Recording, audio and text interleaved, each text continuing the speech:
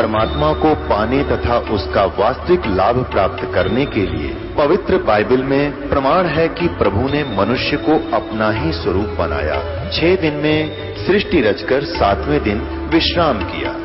कुरान शरीफ में प्रमाण है कि हजरत मोहम्मद को खुदा स्वयं कह रहे हैं कि मैंने तुम्हें उस परमात्मा की महिमा बताने के लिए भेजा है। वो परमात्मा कबीर है जिसने 6 दिन में सृष्टि रची तथा 7वें दिन तख्त पर जा विराजा। उसकी खबर किसी बाखबर से पूछ कर तो देखो। कृपया अवश्य सुनिए जगत गुरु तत्वदर्शी संत रामपाल जी महाराज के अमृत वचन। पुण्यात्माओं, यदि श्री कृष्ण जी बोल रहे होते गीता तो ये शब्द नहीं कहते कि ये मेरा विराट रूप पहले किसी ने नहीं देखा, क्योंकि श्री कृष्ण जी तो अपना विराट रूप कौरवों की सभा में दिखा चुके थे। उस विराट में दिन रात का अंतर है।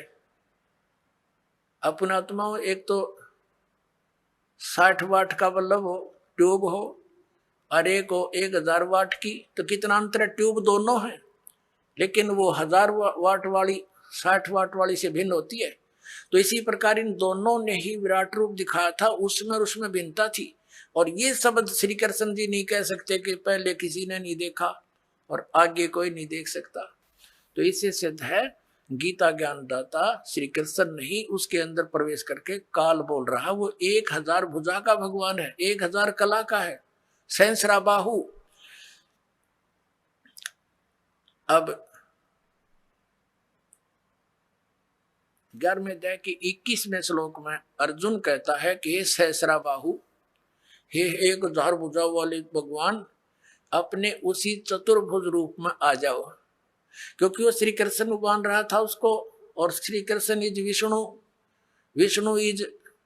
विष्णु जी जो है ये 4 भुजा के भगवान है। अब इस दास की नजरों से आपको पता चलेगा कि श्रीमद् भगवद गीता का ज्ञान किसने बोला। और दूसरा और अन्य प्रमाणिक ये है कि श्री कृष्ण तो अर्जुन के साले थे। श्री कृष्ण की बहन अर्जुन को ब्याही थी सुभद्रा जी। अपने साले को पहचानने से भूल गया वो। श्री कृष्ण नहीं था वो। श्री कृष्ण से बाहर निकल कर वो काल देख रहा था, ऐसे भयंकर रूप दिखाया, और श्री कृष्ण अलग खड़े हैं, ओझल हो गए उसके प्रकाश में, तेज में। तब अर्जुन पूछता है, हे महानुभाव, आप कौन हो? मैं आपको नहीं पहचानता। तो क्या श्री कृष्ण थे वह? और भी ढेर सारे प्रमाण हैं कि श्री कृष्ण जी ने गीता का ज्ञान नहीं कहा। श्री कृष्ण जी ने पहले कभी काल नहीं कहा अपने आप को, बाद में कभी काल नहीं कहा। श्री कृष्ण जी के पास तो ये जितनी गौवें थी, ग्वाल बाल थे, गोपियां थी, सब आकर के प्यार पाते थे, उसकी तरफ देखते रहते थे, निहारते रहते थे। क्या वो काल हो सकते हैं?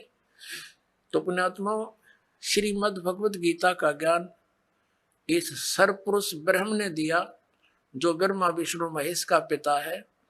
और इसी को हमारे धर्म गुरु, इसी को परम ब्रह्म बोलते हैं, इस काल को, कि ये मूर्ति रहित है, ये आकार में आया तो सदाशिव बन गया, ब्रह्मा जी बताते हैं। और फिर इसने अपने शरीर से एक स्त्री की निकाली अपने शरीर से, जो इसके श्री अंग से अलग होने वाली नहीं थी। वो कौन थी? वो दुर्गा थी। वो परमेश्वर ने निकाली थी इस काल के पेट से, जो आपको सृष्टि रचना में बहुत बार बताया और सुनाया गया है। तो ये श्री शिव पुराण के अंदर आप देखते हो, रुद्र संहिता के अंदर आपको कल भी दिखाया था और भी दिखाएंगे समय आने पर। तो उसके अंदर स्पष्ट है कि श्री दुर्गा जी से और श्री शिव यानी इस कसत काल रूपी भगवान से विष्णु जी की उत्पत्ति हुई, इन दोनों के सृष्टि क्रम से, और ऐसे ही ब्रह्मा जी की उत्पत्ति की। और फिर विद्वेश्वर संहिता में ये आपने देख लिया, 5 बोलने वाला ये अलग है, और शिव, विष्णु, ब्रह्मा और रुद्र, ये चारों को ये उपदेश दे रहा है। तो ये काल रूपी ब्रह्म जो है, इसने गीता जी का ज्ञान बोला, और इसने अपनी सतिथि बताई कि तेरे और मेरे बहुत जन्म हो चुके, अर्जुन तो नहीं जानता, मैं जानता हूं। और इसलिए परम अक्षर ब्रह्म की तरफ 18वें अध्याय के 62वें श्लोक में इसने कहा है, यदि तूने पूर्ण मोक्ष चाहिए, परम शांति की अवस्था चाहिए, तो उस परम अक्षर ब्रह्म की शरण में जा, उसकी कृपा से ही तू परम शांति को और सनातन परम धाम को प्राप्त होगा। फिर उसके लिए ऑप्शन छोड़ दिया कि उसके लिए तत्वदर्शी संतों की खोज कर, वो संत जैसे बताएं तू वैसे भक्ति कर, तब तेरा पूर्ण कल्याण होगा। परमात्मा स्वयं आते हैं सतलोक से चलकर इस काल के गंदे लोक में। प्रत्येक प्राणी भ्रमित किया हुआ होता है काल के दूतों द्वारा। यथार्थ ज्ञान से कोसों दूर रखा जाता है ताकि ये अपने कर्म बिगाड़ ले और मनुष्य जीवन को व्यर्थ करके ये चला जाए। फिर 84 लाख योनियों के कोल्लू में डाल दिया जाता है। पुण्यात्माओं, जब तक हमें ज्ञान नहीं था, हमने सत्संग सुनने को मिला नहीं था, तो हम अपने उस परंपरागत कर्म को जो हमारे दादे परदादे करते हुए आ रहे थे, उसी को अंतिम मानकर समर्पित हो चुके थे। लेकिन भगवान की कस कवच से रह रहकर आत्मा में उठा करती थी कि भक्ति भगवान की करनी चाहिए। फिर ये लोक वेद सुनने को मिला हुआ था। तो उसी आधार से कोई कभी हनुमान जी की पूजा करते, कभी श्री कृष्ण जी के गुणगान करते, कभी विष्णु जी की महिमा सुनते, कभी रामायण महाभारत सुनकर अपनी संतुष्टि कर लिया करते थे। परमात्मा ने आकर के ये ज्ञान दिया कि मनुष्य जीवन परमात्मा प्राप्ति के लिए ही प्राप्त होता है। मनुष्य जीवन पाकर के जो भक्ति नहीं करते, वो तो वैसे ही कर्म कर रहे हैं जैसे अन्य प्राणी किया करते हैं। संतानों उत्पत्ति, उन्हीं की देख रेख और सब उसके पालन पोषण में, और उन्हीं के फिर आगे संतान की कामना करते हुए हम अपना जीवन नष्ट कर जाते थे। क्योंकि मनुष्य जीवन का एक मुख्य कार्य परमात्मा की भक्ति, आत्म कल्याण ही मूल रूप से है, और इसका हमें ज्ञान नहीं था, जिस कारण से हम जो कुछ होना था हमारे भाग्य में, उसी को ये सोच रहे थे कि हम कर रहे हैं। जैसे हम छोटे से थे तब ये बुजुर्ग आपस में बैठ कर बातें किया करते थे। एक कहता था कि मेरे 2 लड़के 2 लड़की हैं, और सबको ब्याह दिया, शादी कर दी, और भगवान ने दया कर दी, सबके संतान है, और पुत्र पुत्रियां सबके भगवान ने दे रखी है। मेरा काम पूरा हुआ। अब बेशक भगवान उठा ले, यानी बेशक मृत्यु हो जाए, मेरा काम पूरा हो गया। अब हम उसी बात को फाइनल मान बैठे थे कि इतना ही काम होता है मनुष्य का। अब पुण्यात्मा परमात्मा के ज्ञान की रोशनी से पता चला कि ये काम जो मनुष्य जीवन से करना था, वो तो स्टार्ट भी ना किया आपने, ये तो जीवन नष्ट कर दिया, सफल नहीं हुआ आपका।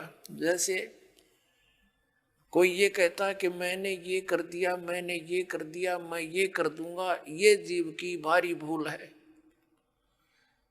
जैसे विवाह के उपरांत प्रत्येक प्राणी की इच्छा होती है कि हमारे पुत्र प्राप्ति हो। पुण्यात्मा, वैसे तो अध्यात्म मार्ग के अंदर पुत्र और पुत्री में जरा सा भी अंतर आपके हृदय में नहीं रहेगा जब ज्ञान समझ में आ जाएगा।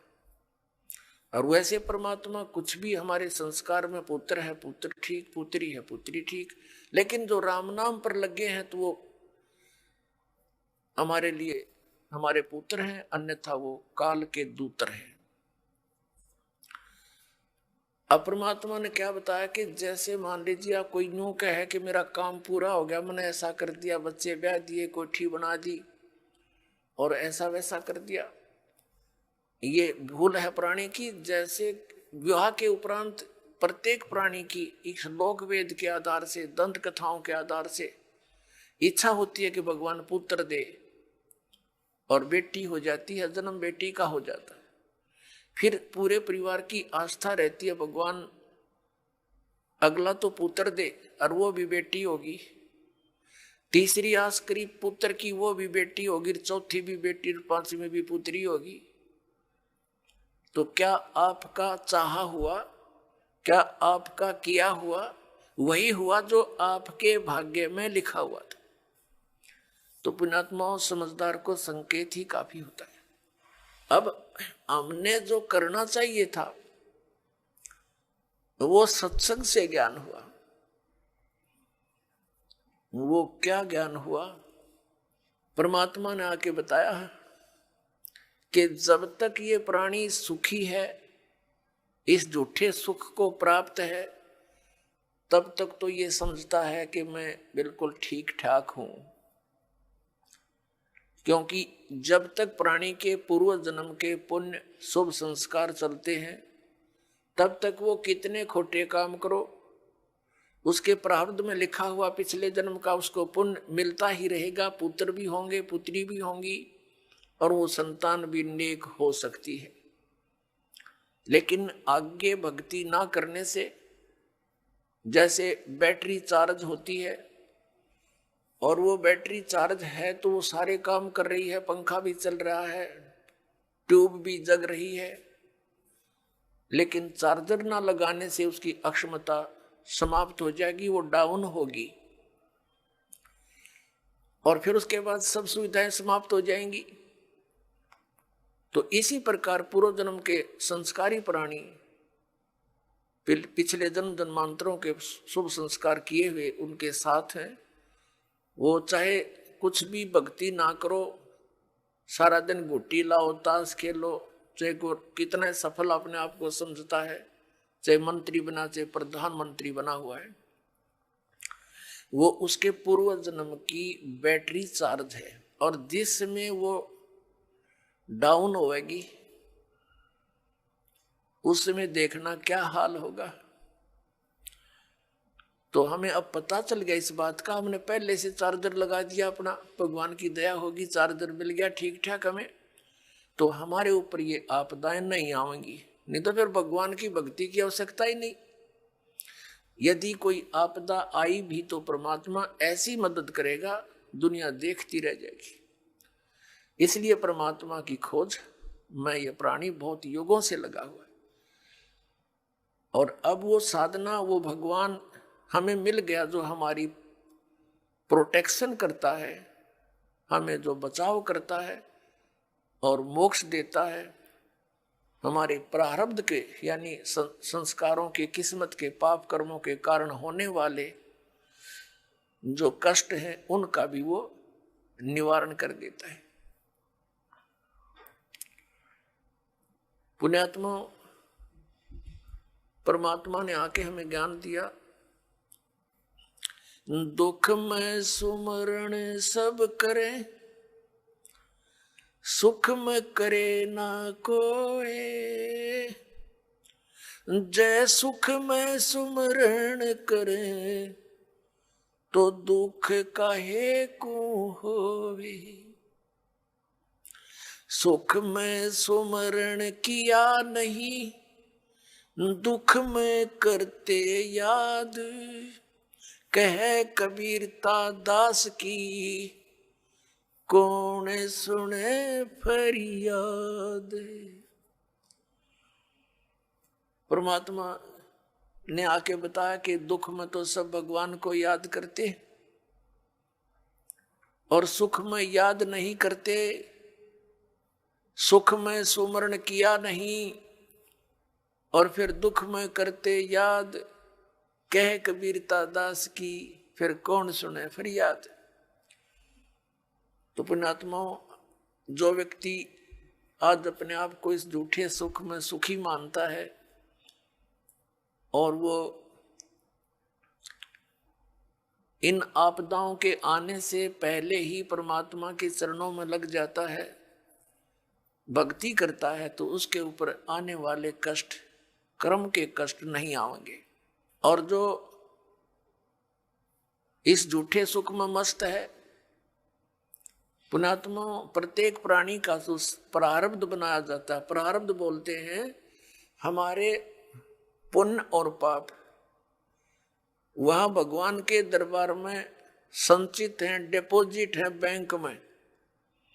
तो उनमें से जब हमारा मनुष्य जीवन आता है, एवरेज रेशो में पुण्यों के हिसाब से पुण्य निकाल लिए जाते हैं और पापों के हिसाब से पाप, दोनों का मिश्रण करके आपको एक मनुष्य शरीर मिलता है। जिनके पुण्य अधिक संचित हैं उनकी पुण्य की रेशो जीवन में ज्यादा होती है, लेकिन पापों का समावेश भी अवश्य होता है। तो जब तक पुण्य चलते हैं तब तक तो ये सोचता है कि मेरे ऊपर कुछ नहीं होने वाला, और जब पापों का दौर शुरू होता है फिर ये भटकता है, रोता है बुरी तरह टक्कर मार मार के, फिर परमात्मा को याद करता है। उसमें परमात्मा उस विषय में कहते हैं, आज 6 दिन पाछे गए, गुरु से किया ना हेत, अब पछतावा क्या करे, चिड़िया चुगेगी खेत। फिर परमात्मा दयालु है, कहते हैं पीछे गई सो जान दे, ले रहती को राख, उल्टी ला चढ़ाइयो, करो अपूठी चाक। अब दयालु क्या बताते हैं कि अच्छे दिन पीछे गए, सतगुरु की तलाश की नहीं, और अब क्या पछतावा करे, समय रहते अपने खेत की रखवाल करी नहीं, खेत को चिड़ियों ने खा लिया। फिर परमात्मा कहते हैं कि चेत सके तो चेत ले, आधा आधा पदा उभार, कि जो थोड़ा बहुत बचा है तेरा अब इसको संभाल ले, इसको उभार ले, अब भी बात बन जाएगी। अब क्या बताते हैं परमात्मा, जैसे कुछ बुजुर्ग लोग हैं, वृद्ध हो गए बेचारे, ये तत्व ज्ञान ना मिलने से, अध्यात्म ज्ञान ना मिलने से अपने को जो ट्रेनिंग मिलती है परिवार से, रिश्तेदारी से, कुटुंब कबीले तक, समाज से, वो केवल यही मिलती है, भाई अपना करके खा ले और लेकर दे दे। ये तो एक नेक आदमी पुरुष का कर्तव्य बनता है, ये तो फर्ज होना ही चाहिए। लेकिन इसके साथ साथ हमने भविष्य का जो करना था, वो परमात्मा की साधना, धर्म, पुण्य करने थे, वो ज्ञान के बिना वंचित रह गए। और वो ज्ञान मिले सतगुरु और संत से, तो परमात्मा कहते हैं आखिर तुझको कौन कहेगा, गुरु बिन आत्म ज्ञान। ठीक है, समाज संसार में रहने की विधि तो आपको समाज के लोग बता ही रहे हैं, लेकिन आत्म कल्याण का जो मार्ग है वो संत ही बताया करते हैं, और संतों तक आप पहुंच नहीं पाते क्योंकि आप उसी ऐसे समाज में ग्रिप हो गए और उन्हीं विचारों से आप संतुष्ट हो गए कि इतना ही काम है। जब सत्संग में आवांगे पता चलेगा कि मनुष्य का और भी एक आवश्यक काम है जो हमने प्रारंभ नहीं किया। दास पहले गांव गांव में जाते थे, सत्संग करता था। एक गांव में 2 भाई थे, एक ने उपदेश ले लिया था, एक उनके पिताजी थे, बहुत नेक आत्मा थे, लेकिन इस ज्ञान के अभाव से वो इन सत्संग आदि के नाम से बहुत खिजते थे। हम वहाँ 3 दिन का पाठ करते थे जैसे यहाँ चलता है, और 3 दिन तक 2-2, 3-3 बार टाइम में सत्संग करते थे। गांव घर वालों को समझाते थे, क्योंकि नया भगवान, नया ही ज्ञान, कई दिन तक लगातार समझाने से कुछ बुद्धि में आता है ये। तो हम सत्संग कर रहे थे, उन घर वालों ने अपने सभी भाईचारे को कह दिया था कि हमारे घर में 3 दिन कोई भी हुक्का बीड़ी तम्बाकू का प्रयोग करने नहीं आवे, या घर में बीड़ी तम्बाकू लेकर भी नहीं आवे। तो क्या हुआ कि उनका बुढ़ा ऊपर चौबारे में आंगन में, गर्मियों के दिन थे, ऊपर हुक्का भर कर बैठ गया दूसरे भाई अपने पुत्र के घर पे। हम सत्संग करते रहे। तो जब सत्संग समाप्त होने को हुआ, रात पहले दिन सत्संग सुना दिन में, फिर रात ने सुना, तो अगले दिन वो रात्रि के समय सत्संग समापन हुआ, बूढ़ा नीचे आ गया। लगभग 70 वर्ष की आयु थी उसकी। अब वो आके हमारे पास बैठ गया जमीन पे, और उसकी पुत्र वधू ये सोच रही थी बूढ़ा पता नहीं क्या बोल लगा महाराज जी को, पता नहीं क्या कह देगा यू, क्योंकि इनने कभी ये काम देखे नहीं, और पता नहीं क्यों आ गया यू तो बहुत चिढ़ा करता है इन बातों से। वो बैठ के और आंखों में पानी भराया, रोने लग गया। मैंने पूछा क्या बात होगी बाबा, क्या बात है, क्यों रो रहे हो आप? ने बोला जी जो ज्ञान आपने सुनाया ये बात तो आज तक हमने कदे सुनने को ना मिली। हमने तो लक्ष्मी चंद की रागनी सुनी हैं और कोई सांग सिनेमे देखे, और मैं तो इतना मेहनती आदमी था। इन पुत्रा के 2-4 किले आवे थे, मैंने इनके 12 किले बना दिए। 12 एकड़ जमीन, 8 एकड़ और मोल ली मेहनत कर करके। और ईब मेरा क्या होगा, मैं तो 70 साल की उम्र होगी मेरी। अब मैं क्या करूंगा, क्या बनेगी मेरे साथ में? मैंने तो इस ज्ञान से सारी रात नींद आनी बंद होगी, और अब मेरा खाना पीना भी छूट गया। अब क्या बनेगा, मेरा क्या होगा? मेरी तो उम्र जाली। और उसकी पुत्र वधू भी वहीं बैठ गई। बूढ़ा आज तो बहुत अच्छा बोला, और वह ध्यान से सुना कि जो क्या हो गया बुढ़े के एकदम। नो बोला जी क्या मेरा भी कुछ हो सकता है? मैंने कहा देखो विश्वास करो, अब जैसे कुएं होते थे पहले बहुत गहरे, और उनमें 100-150 फुट नीचा जल होता था, उसको निकालने के लिए एक लंबी नेजू आया करती रस्सी, बहुत मोटा, इतना मोटा रस्सा, और 150-200 फुट लंबा, और उसके बाल्टी बांध दी जाती थी, और वो बाल्टी से पानी निकालते थे तो 100 फुट दूर तक तो खींच के ले जाते थे 2-3 जने, और फिर बाल्टी से जल निकल आता था। तो मैंने कहा कि जैसे कुएं में बाल्टी जा रही हो और नेजू हाथ से छूट गई रस्सी, और वो तो जा रही है, और भाग दौड़ के और उसको पकड़ने की चेष्टा कर ली जार, वो हाथ में आ जा लास्ट की 6 इंच भी ठहगी।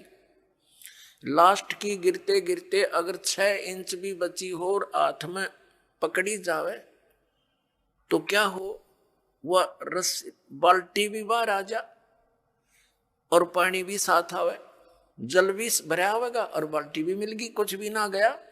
अरनू का जान देवता जाए ली तो वो तो जा ही रही है, फिर तो पड़ गए कुएं में, हाथ से छूट गया मनुष्य जीवन। मनुष्य जीवन के अंतिम सांस में भी ये सत भक्ति आपको मिलेगी, आपको मनुष्य जीवन मिलेगा, ये गारंटीड बात है।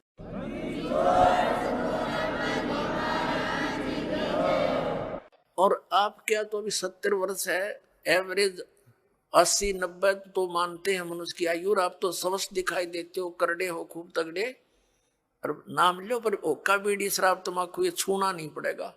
और आन उपासना कुछ नहीं करोगे। ये बाबे गांव गुम में जितने डेरे डारे बन रहे हैं या अन्य जो समाधि पूजा तीर्थ व्रत ये नहीं करने होंगे।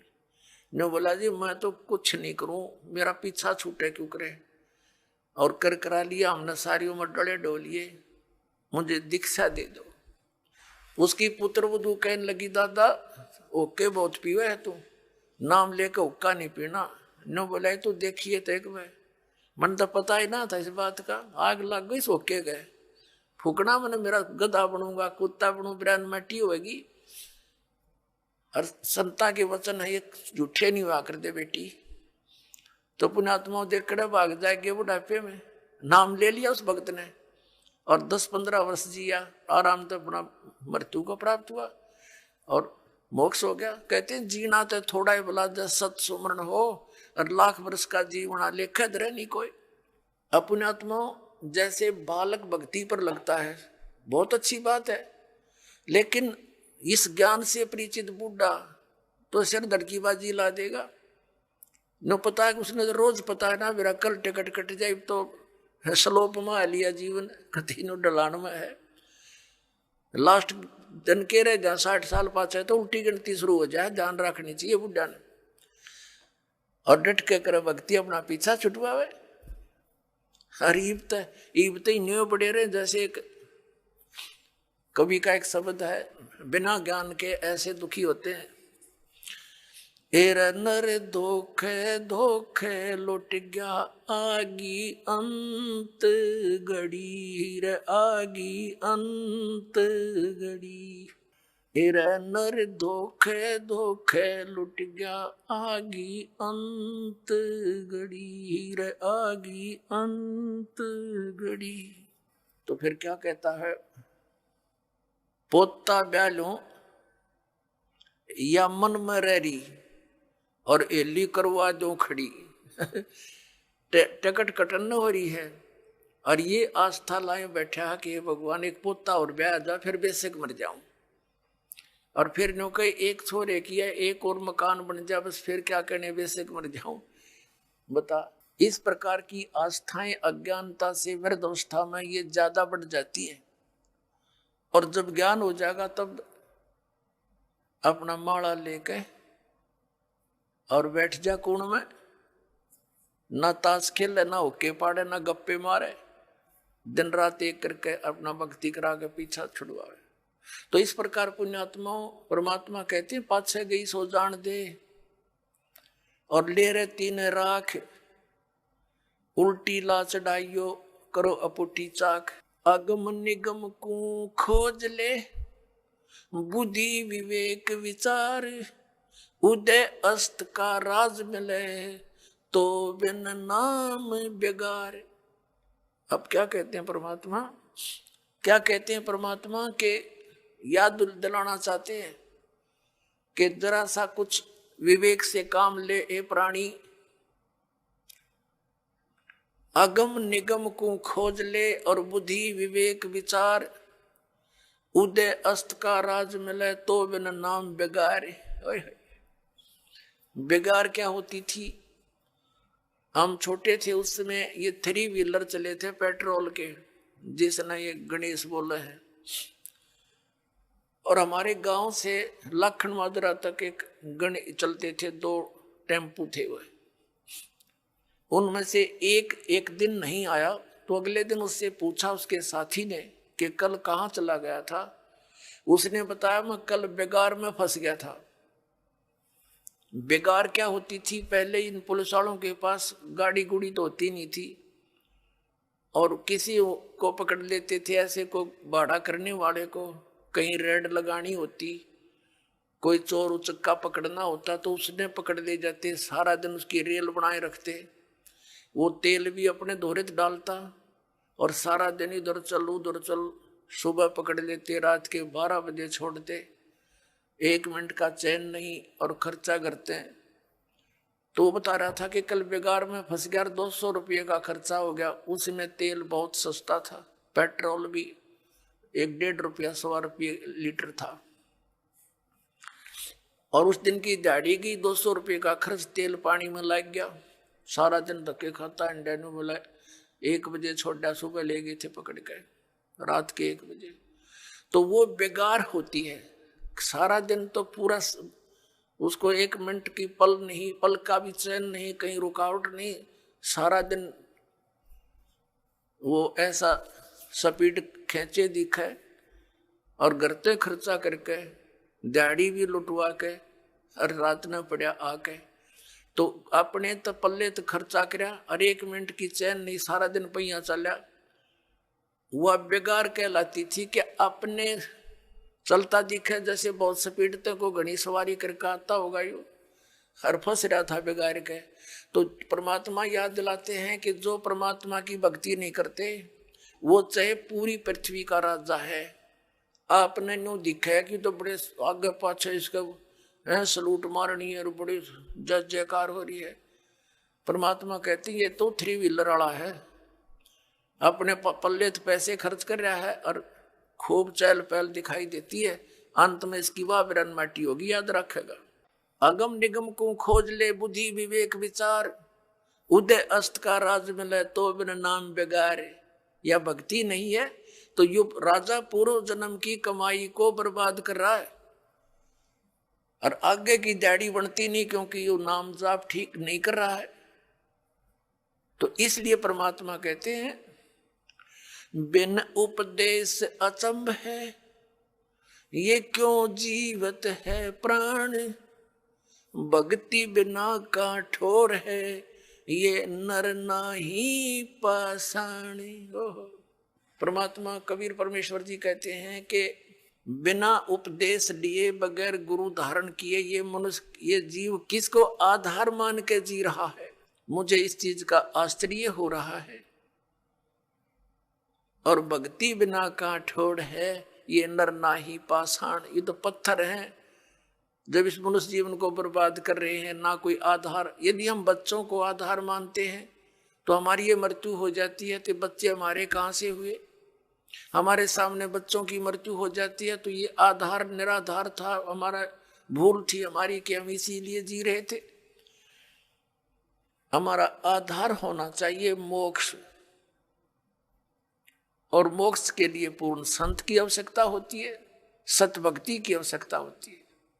तो वो सभी समय संयोग इस कलयुग में आके इकट्ठे होते हैं, जो अब आपके लिए रजा कर रखी भगवान ने।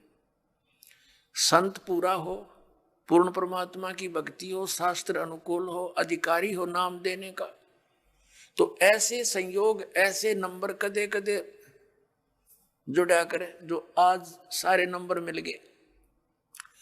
और अब केवल नाम लेना है, बुराइयों से बचना है, मोक्ष हो जाएगा। परमात्मा क्या कहा करते, यो सौदा फिर नाही संतो, यो सौदा फिर नाही, यो सौदा फिर नाही रे संतो, ये सौदा फिर नाही। लोहे जैसा ताव जात है, लोहे जैसा ताव जात है, ये काया दे सराही रे संतो, यो सौदा फिर नाही। ये सौदा फिर नाही संतो, यो सौदा फिर नाही। ये मनुष्य जीवन का मिलना बार बार नहीं होता। किसी सदग्रंथ को उठाकर देख लो, किसी महापुरुष के विचार देख लो कि मानुष जीवन दुर्लभ है, ये मिले न बारंबार, और जैसे तरवर से पत्ता टूट जाए वो फिर नहीं लगता डार। परमात्मा कहते हैं कबीर साहब जी के इड़की दे दे रोएगी सुरता जो तू चलेगी अकेली।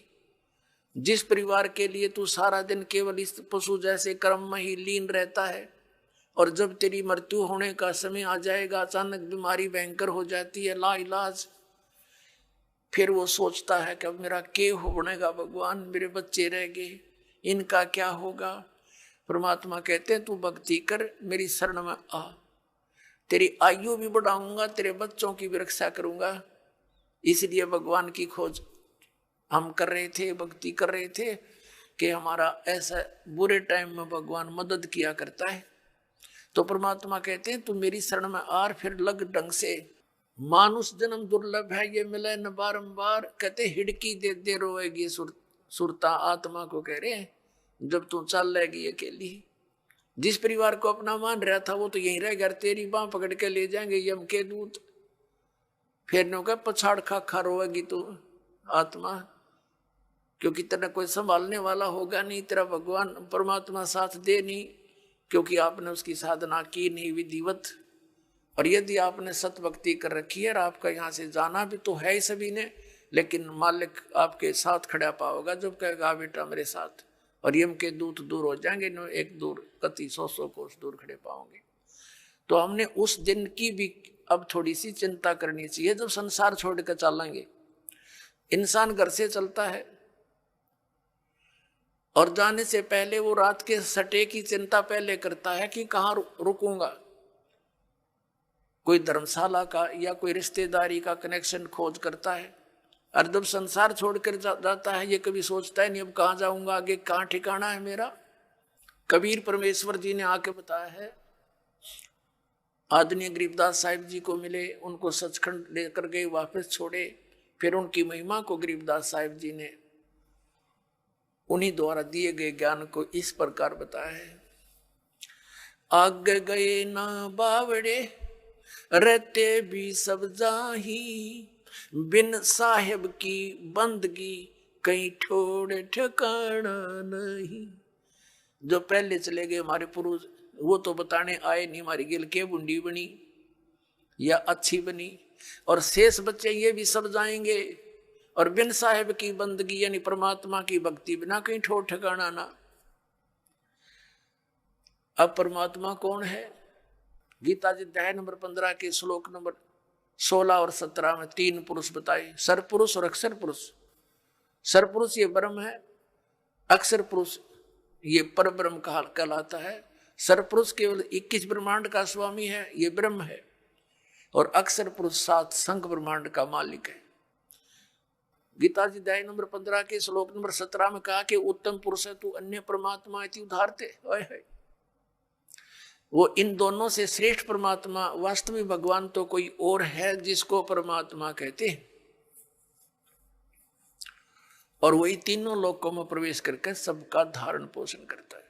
अब परमात्मा की भक्ति बिना, अब हमारा परमात्मा हमारा साहिब कौन है? कबीर साहिब है, वो परम अक्षर ब्रह्म है, उसका कभी विनाश नहीं होता। उसकी साधना करने वाले प्राणी फिर लौटकर कभी संसार में जन्म मृत्यु में नहीं आते।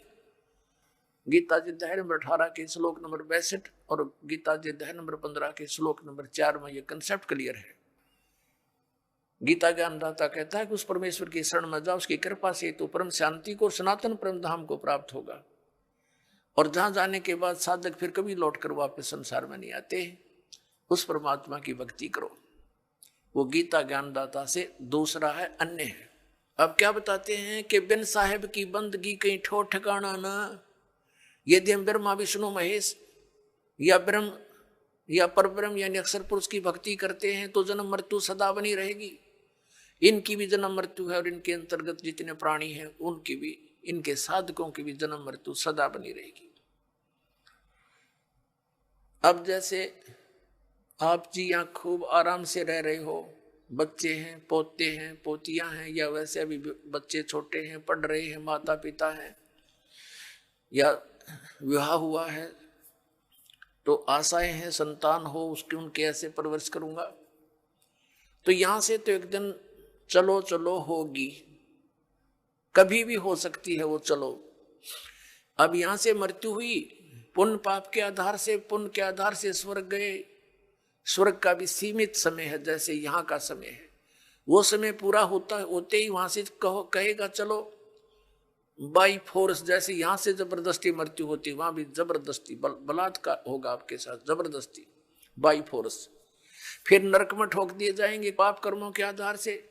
जब पाप कर्म पूरे होते वहां से चलो नरक से गधा बनो, गधे की योनि पूरा होते ही समय फिर कुत्ता बनो चलो, और कुत्ता की समय पूरा होगा फिर चलो सूअर बनो, और फिर चलो मनुष्य बनो, और फिर चलो स्वर्ग में, फिर चलो नरक में।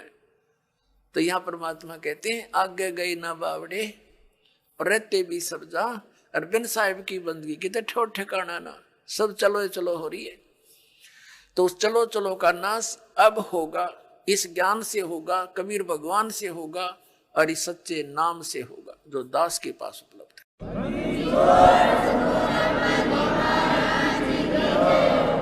और इसका एक बेनिफिट और होगा हमें कि हमारे इस जीवन में हमारे परिवार की आपदाएं भी टलेंगी। आपकी आयु शेष नहीं है, आपकी आयु बढ़ाएगा ये वो भगवान है जो उम्र भी बढ़ा देता है।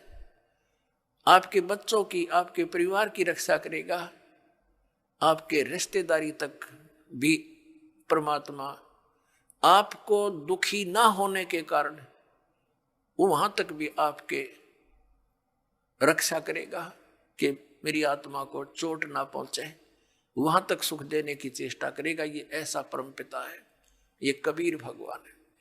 अब प्रसंग चल रहा है, ये सौदा फिर ना ही संतो यो सौदा फिर ना ही, लोहे जैसा ताव जात है काया देश राही। तीन लोक और भवन चतुर्दश सब जग सौदे आही, और दुगने तिगने किए चौगने किन्हों मूल गवाही। ओए होए, ये मनुष्य शरीर ऐसा जानो जैसे कारीगर होते हैं। जैसे हम किसान परिवार में जन्म था दास का, घर वाले कह देते थे कि जाओ ये हल की जो फाली है इसको नुकीली बनवा के लानी है, लोहार के ले जा। लोहार के ले जाते थे, वो भट्ठी में दे देता था उसको और एरण को घुमाता था। जब वो बिल्कुल लाल हो जाती थी फाड़ी, कुछ जो हल में लोहे की है डंडा सा इतना लंबा, और वो जब कति गर्म हो जाती थी तब तुरंत निकाल कर और एरण पे धर देता था और कहता था घण लगाओ, जोर जोर से मारो ना ठंडी हो जाएगी फिर कोई फायदा नहीं। तो तुरंत यानी गर्म लोहे पर तुरंत चोट मार के उसको बिल्कुल नुकीली बनाकर और दे देता था। ऐसे ही गर्म लोहे पर चोट लगाकर ये लोहार लोग, कारीगर, जैसे ये पेचकस वगैरह वो जो भी पलटा चम्मच ये बनाते थे। तो जब गर्म है, गरम गरम पर चोट लगा दी, लोहे के साताव है ये, तो वो तुरंत उसका जो बनाना चाहते वो बन जाता है। जरा सा ठंडा हो जाए तो बेशक उस पर हथौड़े मारे जाओ, उसका कोई यूज नहीं, बांगा टेढ़ा बन जाएगा। तो इसी प्रकार परमात्मा ने बताया कि ये आपका मनुष्य शरीर जब तक है ये लोहा गर्म है आपका, और इस गर्म लोहे पर चोट मार गए तो कुछ बन जाएगा नहीं। ये लोहा ठंडा हो गया, मृत्यु होगी, फिर तबांगे टेढ़े मुंह हो जाएंगे कुत्ते गधे सुअर के, वह वस्तु नहीं बनेगी जिसके लिए ये गर्म लोहा हो कर रखा था। तो ये जब तक ये लोहे जैसा ताव जात है और काया देश राही, ये मनुष्य जीवन आपका बर्बाद हो रहा है, इसको संभाल ले। फिर क्या बताया है कि तीन लोक और भवन चतुर्दश ये सब जग सौदे आही, और दुगने तिगने किए चौगने किन्हु मूल गवाही। पुण्यात्माओं, जैसे कोई बिजनेसमैन 10-5 लाख रुपए लेकर के दूसरे शहर में जाता है, वो उस मूल धन है उसका वो 5 लाख रुपए, वहां जाकर किसी धर्मशाला में या होटल में कोई कमरा किराए पर लेता है। उसने वहां जाकर के उस मूल धन को दुगना तिगना चौगना बनाने के लिए बिजनेस करना चाहिए, जो उद्देश्य लेकर वो गया है। तो जो उससे वो लाभ उठाता है, सौदा करता है, बेचता है, करता है, तो दुगने तिगने बना रहा है। और यदि कोई उस मूल धन से ही गुटी लगा रहा, शराब पीता है, किराए होटल का किराया भी दे रहा है, गुटी लावर खावे, अच्छा मालस हो जावे, तो वो अपने मूल का नाश कर रहा है, मूल धन को बर्बाद कर रहा है। जो उद्देश्य लेकर गया था 5 लाख रुपए के, उसने 15 लाख बना लिए, तो वो हो गया सफल। और जिसने मूल धन का भी नाश कर दिया वो हो गया असफल, और वो बन गया कर्जवान और मजदूर। जैसे किसी से कर्ज लेकर जाते थे पहले पुराने समय में, वो क्या करते थे, कोई गरीब व्यक्ति उसका कर्ज वापस नहीं दे सकता था ऋण, तो उसको मजदूर लगा लिया करते थे कि मेरी मजदूरी कर, पूरे कर। तो परमात्मा कहते हैं ये मनुष्य जीवन आपको श्वास की पूंजी मूल धन मिला हुआ है। इस मूल धन से आपने दोगुने तिगने चौगने करने चाहिए थे। और जिसको सत्संग सुनने को नहीं मिला, उन्होंने अपने मूल का नाश कर दिया। परमात्मा कहते हैं कि दुगने तिगने किए चौगने किन्हों मूल गवाही, यो सौदा फिर नाही संतो, यो सौदा फिर नाही। अब दुगने तिगने कौन कर रहा है और मूल धन का नाश कौन कर रहा है? दुगने तिगने वो कर रहे हैं प्राणी जो सत्संग को समझकर परमात्मा का उपदेश ले लेते हैं, भक्ति करते हैं, दान करते हैं, सेवा करते हैं, परमात्मा की भक्ति करते हैं, वो अपने इस मनुष्य जीवन की पूंजी को दुगना तिगना चौगुना बना रहे हैं, वो साहूकार हो रहे हैं। और जो इस मनुष्य जीवन के अंदर अपना केवल अपने निर्वाह तक सीमित हैं, गुटी लाई, सो गए, सिनेमा देखा, ताश खेले हैं और बकवादा में बड़े रहे, सिनेमा देखा, तो वो अपने मूल धन का नाश कर रहे हैं। उसके बाद फिर परमात्मा क्या बताते हैं, जो भक्ति क्या बताते हैं कि ये दम टूटे पिंडा फूटे, हो लेखा दरगाह माही, और उस दरगाह में मार पड़ेगी, तेरे यम पकड़ेंगे बाही, यम के दूत तेरी बाजू पकड़ के ले जाएंगे यहां से। और जा दिन की वो डरनी लागे, लज्जा रे अकनाही। फिर क्या बताते हैं परमात्मा कि जा सतगुरु की मैं बलिहारी, जो जामन मरण मिटाही। अब गरीबदास साहिब जी कहते हैं कि उस सतगुरु के ऊपर मैं बलिहारी जाऊं, जो जन्म और मरण के इस महान कष्ट से तो पुण्यात्मा, जन्म और मरण के रोग से छुटकारा कौन दिला सकता है? कबीर परमात्मा।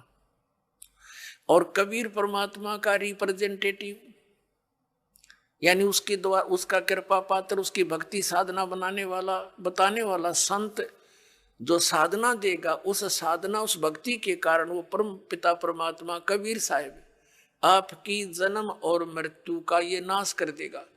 तो न तो ब्रह्मा जी की ना तो विष्णु जी की साधना से हमारा जन्म मृत्यु नाश हो सकता, जन्म मरण, क्योंकि ये स्वयं नाशवान है। ना शंकर भगवान की भक्ति से, ना दुर्गा की भक्ति से, ना ब्रह्म की भक्ति से। गीता ज्ञानदाता ये ब्रह्म है, श्री कृष्ण में प्रवेश करके बोलता है। ये खुद कहता है दूसरे अध्याय के 12वें श्लोक में, चौथे अध्याय के 5 और 9 श्लोक में गीता जी में, अध्याय नंबर 10 के श्लोक नंबर 2 में गीता जी। ये गीता ज्ञानदाता कहता, अर्जुन तेरे और मेरे बहुत जन्म हो चुके, तू नहीं जानता मैं जानता हूं।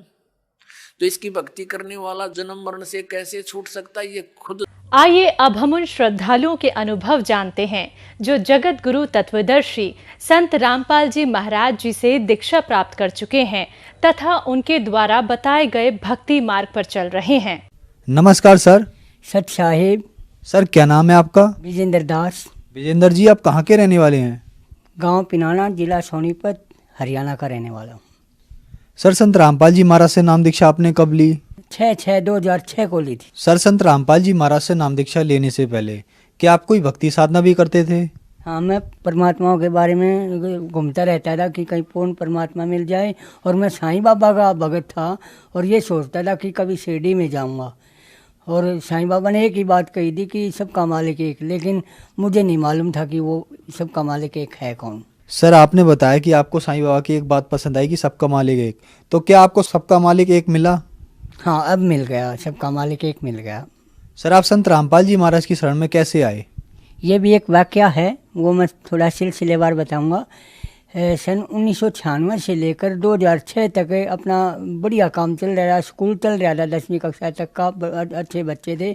2006 में जब मेरे ऊपर विपदा आई, मेरी माताजी बीमार थी, हृदय रोगी, और वो रोहतक मेडिकल में मेरा छोटा भाई लेकर चला गया उसको, और वो मेडिकल में दाखिल करवा दी रोहतक मेडिकल में, और पैसे भूल गया मेरा भाई। पैसे लेने वापस आया घर पर, तो रास्ते में जाते समय उसका एक्सीडेंट हो गया और ऑन द स्पॉट वो मर गया जी। वो मरने के बाद ठीक 13 दिन बाद, जिस प्रकार ग्रामीण करते हैं, 13वीं वाले दिन मेरी माँ भी चल बसी, और मेरी माँ चल बसी और स्कूल के बच्चे भी तितर बितर हो गए, और एक नौकरी के पैसे ले रहा था जो कि बहुत ज़्यादा थे। मेरे पिताजी ने अपने भी दिलवाए थे और दूसरों के भी दिलवाए थे, लगभग 60-70 लाख रुपए थे, और वो भी लेकर चंपत हो गया जी। और इसी दौरान मुझे कुछ सूझ नहीं रहा था कि मैं क्या करूं, और दिमाग ने काम करना बंद कर दिया और दोनों गुर्दों ने भी काम करना बंद कर दिया। तो जी मैं भी बीमार रहने लगा। और तो भगतमती ने एक दिन कहा कि तुम्हारा छोटा भाई भी चला गया और मम्मी भी चली गई, अब तुम भी मतलब बीमार है, उसी डॉक्टर के पास जाओ जिसके पास माँ दाखिल थी। तो मैं उसके पास गया। डॉक्टर ने अपने साले के साथ, डॉक्टर ने मुझे चेकअप किया। चेकअप करने के बाद डॉक्टर ने कहा अपने पिताजी को लाओ बुलाकर। लेकिन मैंने कहा कि जी मेरी माँ भी मर गई, मेरा भाई भी मर गया, आप हमें ही बता दो क्या बीमारी है। तो उन्होंने कहा कि तुम्हारे दोनों गुर्दे ख़त्म हो चुके हैं और हम तुम्हारे ऑपरेशन भी नहीं कर सकते, क्योंकि तुम अत्यधिक कमजोरी के कारण बीच में मर सकते हो, इसी कारण हम तुम्हारे गुर्दे नहीं बदल सकते। और डॉक्टर ने 6 महीने का समय दे दिया। 6 महीने का समय दे दिया। मैं घर पर वापस आया। मैंने अपने जो मेरे साथ गया वाला मेरा साला, उससे भी कह दिया कि कभी किसी से जिक्र मत करना, क्योंकि घर की औरतों का यही वो होता है, वो खामखाई सोच मानने की। तो मैंने किसी से जिक्र नहीं किया। इसी दौरान मैं रोज़ मरता रहा। पूरे 2.5 महीने निकल गए। 2.5 महीने निकल गए। इसी दौरान मुझे एक मेरे पिनाना गांव में एक ही भगत थे, संत रामपाल जी महाराज से, वे करोथा से जुड़े हुए थे। और करोथा से जुड़े होने के कारण वे कई बार मेरे करोथा से जुड़े हुए थे, मेरे पिताजी के पास आकर बैठते थे। वे एक दिन उन्होंने मुझे पूछ लिया कि तुम दिन पर दिन मरता जा रहा है, क्या बात है, तुम्हारी शक्ल भी बदल गई। तो मैंने उससे कहा कि दादाजी आपको नहीं बताऊंगा मैं कि मुझे क्या बीमारी, आप मेरे पिताजी को बता दे, वे खामखाई चिंतित होंगे। तो उन्होंने कहा कि नहीं, मैं तुम्हारे पिताजी को नहीं बताऊंगा, तुम मुझे बताओ। तो मैंने उनको बता दिया कि दादाजी ऐसे ऐसे बातें, मेरे दोनों गुर्दे ख़त्म हो चुके हैं, डॉक्टर ने 6 महीने का टाइम दे दिया, 2.5 महीने जा चुके हैं और 3.5 महीने बाकी है मेरे। तो उन्होंने कहा कि बेटे क्या तुम परमात्मा में विश्वास रखते हो। मैंने कहा कि पहले मैं परमात्मा में विश्वास रखता था दादाजी, क्योंकि मैं साईं बाबा का भगत था और खेत में कमरा बना रखा है, कोठला कहते हैं जिसको आम भाषा में हम गांव वाले, वहाँ पर बैठकर मैं भक्ति करता था। और लेकिन किसी भी भगवान ने मेरा साथ नहीं दिया। मेरी माँ भी मर गई, भाई भी मर गया, मैं नास्तिक हो चुका हूँ, अब मैं किसी भगवान को नहीं मानता। तो उन्होंने मुझे, मेरे दादाजी ने कहा कि भैया एक बार मेरे कहने थे तू करोथा चल। तो मैंने मना कर दिया। तो उन्होंने बार बार जिद की। अगले दिन फिर आया, तीसरे दिन उन्होंने कहा कि मैं तुम्हारा काम कर दूंगा 3 दिन का और तू मेरे साथ चल। तो मैंने कहा कि मैंने भी सोच मानी है, बोला मेरा काम कर देगा, इसका कोई लाभ भी नहीं मेरा काम करने से। तो मैंने उसकी हामी भर ली, चलते हैं दादाजी। तो मैं उसके साथ करोथा चला गया जी। करोथा आश्रम में संत रामपाल जी महाराज का उस दिन सत्संग था 3 दिन का। और 3 दिन का सत्संग के दौरान संत रामपाल जी महाराज ने अपना सत्संग शुरू किया। तो मैंने भी देखा, मगर चलो देखते हैं। परमात्मा ने जब प्रमाणित किया, गीता जी के अध्याय नंबर 16 के श्लोक नंबर 23 में जो प्रमाणित किया, जो पुरुष शास्त्र विधि को त्यागकर अपनी इच्छा से मनमाना आचरण करते हैं, उनको न तो सुख मिलता है, न उनकी गति होती है, न मोक्ष मिलता है। और 24वें श्लोक में कह दिया, इसे तेरे लिए है अर्जुन, करते और अकर्तव्य की व्यवस्था में, अर्थात कौन सी भक्ति करनी चाहिए, कौन सी नहीं करनी चाहिए, इसके लिए शास्त्रीय प्रमाणित है। तो मेरा दिमाग घूम गया, क्योंकि मैं तो मनमाना आचरण कर रहा था, मुझे लाभ कहाँ से मिलेगा। तो उसके बाद संत रामपाल जी महाराज ने बताया कि आज तक मैं ओम नाम को सबसे बड़ा मानता था, क्योंकि हमें बचपन से शिक्षा दी जाती थी कि ओम नाम से तब बड़ा, इससे बड़ा न कोई जो स्मरण करे ओम का शुद्ध आत्मा होए। उसी दिन उसे अपने दादाजी का हाथ पकड़ लिया और उसे कहा कि दादाजी इस संत का नाम दिलवाओ मुझे, क्योंकि ऐसा ज्ञान मैंने आज तक नहीं सुना। तो मैंने 6 जून 2006 में संत रामपाल जी महाराज से गुरु दीक्षा ली। सर, जैसे कि आपके बताए अनुसार आप पे दुखों का पहाड़ टूटा हुआ था। पहले आपकी माताजी की मृत्यु हो गई और फिर आपकी भाई की मृत्यु हो गई, और आपका जो स्कूल था वो भी बंद हो गया। और जब आप परेशान रहने लगे, डॉक्टर ने आपको बताया कि आपके दोनों गुर्दे खराब हैं और आपकी जीवन ज़्यादा नहीं है। फिर आपने संत रामपाल जी महाराज से नाम दीक्षा ली। तो क्या संत रामपाल जी महाराज से नाम दीक्षा लेने के बाद आपकी परेशानियाँ ठीक हुई? तो संत रामपाल जी महाराज के से नाम दीक्षा लेने के पश्चात मुझे थोड़ा थोड़ा आराम महसूस हुआ और 1 हफ्ते में आराम लगने लगा। उसके बाद मैं घरवाली बोली कि तू एक बार दोबारा चेक करवा कर आ। तो मैं डॉक्टर के पास गया, उसी डॉक्टर के पास। उस डॉक्टर ने मेरा चेकअप किया और कहा कि तुम्हारे दोनों गुर्दे अब बिल्कुल सही हैं, तुमने कहाँ से दवाई ली। तो मैंने उनको बताया कि संत रामपाल जी महाराज से मैंने नाम दीक्षा ली। तो डॉक्टर तो नहीं मानते इस चीज़ को। तो मेरे दोनों गुर्दे ठीक होने के बाद मैं भी अचंभित रह गया और मैंने एक ही बात वो करी कि परमात्मा ने शास्त्र विधि अनुसार मुझे भक्ति दी और उससे मुझे बहुत सारे लाभ हुए। मेरे गुर्दे बिल्कुल ठीक हैं, 2006 से लेकर अब तक बिल्कुल ठीक है मेरे गुर्दे। उसके बाद मैं भगतमती को कहने लगा कि परमात्मा आए हुए हैं, चलो तुम भी चलो। तो भगतमती कुछ दिनों तक नहीं मानी, फिर भगतमती भी आ गई, पूरा परिवार आ गया। उसके बाद मेरे पिताजी थोड़े एंटी हो गए मेरे से, क्योंकि वे कहने लगे कि तुम कहाँ जाने लगा, ऐसी जगह नहीं जाते, क्योंकि उसी समय करोथा की लीला कर दी थी परमात्मा ने। तो वे कहने लगे इस तरह ठीक है, मेरा छोटा बेटा जी जाता है, तू मर जानता उसकी जगह, वो भी ठीक था, तू कहाँ जाने लगा, और जब तू मरेगा तो 5.25 का प्रसाद बांटूंगा, यहाँ तक भी कहने लगे। तो ये सिलसिला 2 साल तक चला और उसके बाद संत रामपाल जी महाराज अपनी करोथा की लीला पूरी करके बाहर आए और उसके बाद मेरे पिताजी बीमार पड़ गए जी। एक दिन बीमार पड़ने के बाद वे पूरे 15 दिन तक रोहतक मेडिकल में रहे। रोहतक मेडिकल में रहने के बाद उनको कोई आराम महसूस नहीं हुआ और ऑपरेशन बोल दिया। ऑपरेशन के दौरान डॉक्टरों ने कहा कि यहाँ पर मशीन नहीं है, तुम्हें बाहर से ऑपरेशन करवाना पड़ेगा, 4.5 लाख रुपये तक का खर्चा आएगा। तो फिर मैंने कहा पिताजी से कि पिताजी आपका ऑपरेशन करवाएंगे। और 2 बेड थे सर जी, एक बेड इस साइड में, एक बेड इस साइड में। एक पर मेरे पिताजी लेटे थे, एक पर मेरे पिताजी से भी कम बीमारी का मरीज लेटा हुआ था। रात को वो मर गया जी। रात को वो मर गया तो मेरे पिताजी सुबह उठे और आँखों में पानी आ गया उसके और कहने लगे भाई विजेंद्र अब मैं बचूँगा नहीं, तुम मैं तुम्हें बता दूँ किसका लेना देना है। लेकिन मैंने कहा कि पिताजी आपका ऑपरेशन करवाएंगे, भगवान ने सांस दे रखे तो उन्होंने थोड़ा मतलब आपका इलाज हम पूरा करवाएंगे। तो मैं चाय लेने के लिए नीचे आ गया सर जी। जब मैं ऊपर गया तो मेरे पिताजी ने एक ही बात कही थी कि बेटे विजेंद्र एक काम नहीं कर देता हूँ। मैं क्या पिताजी? तो उन्होंने कहा कि तू अपने बाबा के पास ले चल मुझे। तो परमात्मा ने बड़ी लीला की और घर पर ले आया मैं उसको, वहाँ से छुट्टी दिलवा कर। और अगले ही दिन बरवाला में सत्संग था 3 दिन का, संत रामपाल जी महाराज के पास ले गया और सत्संग के दौरान पूरा सत्संग सुना 2 दिन। और तीसरे दिन उन्होंने नाम दीक्षा ली और धीरे धीरे उसको आराम लगना शुरू हुआ और मैंने फिर डॉक्टर से चेकअप करवाया तो वे भी स्वस्थ हो गए और आज तक स्वस्थ हैं। मेरे पिताजी शराब बहुत पीते थे, क्योंकि हफ्ते में 2 दिन तक तो दीवारों का सहारा लेकर घर पर आते थे, क्योंकि कईयों ने शिकायत भी की कि अपने पिताजी को संभालो, ज़्यादा पीते हैं।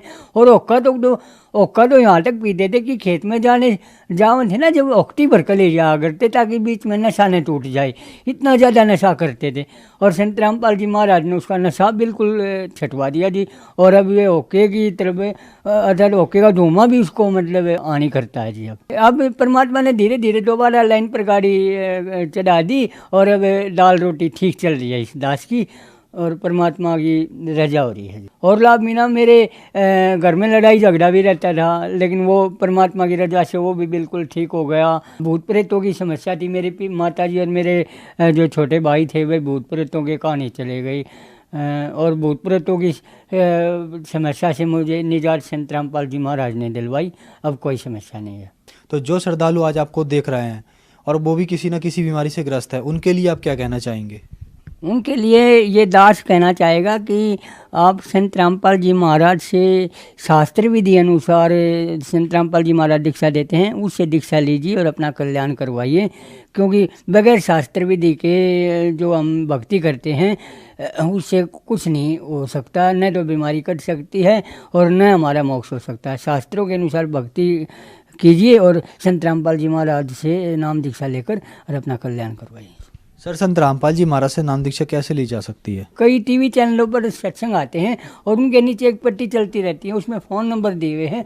आप फ़ोन करके किसी भी नज़दीक नामदान सेंटर से संपर्क करके संत रामपाल जी महाराज से नाम दीक्षा ले सकते हैं। धन्यवाद सर। सच्चाई।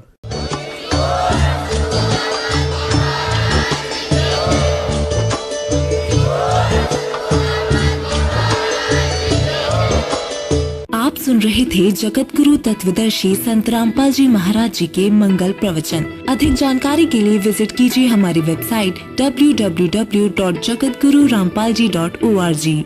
संत रामपाल जी महाराज जी के शुभ आशीर्वाद से पूरे विश्व भर में 500 से भी ज्यादा नाम दीक्षा केंद्र हैं, जिन पर संत रामपाल जी महाराज जी द्वारा ऑनलाइन निशुल्क नाम दीक्षा दी जा रही है। अपने नजदीकी नाम दीक्षा केंद्र का पता करने के लिए संपर्क करें 8222880541।